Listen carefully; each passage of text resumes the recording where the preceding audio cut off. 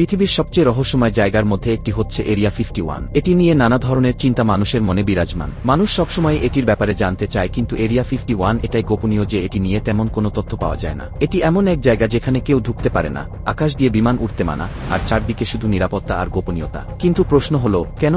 আমেরিকার নেভারা অঙ্গরাজ্যের মরুভূমির বুকে 1955 সালে তৈরি হয় এই গোপন সামরিক ঘাঁটি। সেখানে শুরু হয় গোপন বিমান পরীক্ষা, যেমন U-2 স্পাইপ্লেন। কিন্তু তারপরই ঘটতে থাকে অদ্ভুত সব ঘটনা। লোকজন বলে তারা নাকি আকাশে আলোওয়ালা অদ্ভুত যান দেখতে পায়। অনেকেই বলে ওটা কোনো মানুষ বানানো বস্তু না। 1947 সালে রোজওয়েল শহরে একটা উড়ন্ত সেসার ভেঙে পড়ে। ওই ধ্বংসাবশেষ নাকি নিয়ে যাওয়া হয় এরিয়া 51-এ, আর সেখানে রাখা হয় এলিয়েন দেহ আর তাদের প্রযুক্তি। কেউ কেউ বলে সেখানেই আমেরিকা নাকি এলিয়েন প্রযুক্তি দিয়ে নিজেদের যুদ্ধবিমান তৈরি করেছে। আজও এই জায়গা করা নিরাপত্তার মধ্যে বন্ধ। নির্দিষ্ট এলাকা পেরোলেই সেনাবাহিনী ধরে ফেলে। 2019 সালে এক স্টোম এরিয়া 51 কি নামে মুভমেন্ট শুরু হয়, যেখানে লাখ লাখ মানুষ প্ল্যান করেছিল এরিয়া 51-এ ঢুকে। কিন্তু তারা অনেক চেষ্টা করে ও ভিতরে যেতে পারে না। কিন্তু প্রশ্ন থেকে যায়, সাধারণ মানুষ থেকে এমন কি লুকানো আছে ওখানে? এরিয়া 51-তে সত্যি এলিয়েন আছে, নাকি সবই সামরিক প্রযুক্তির নামেই এক বিশাল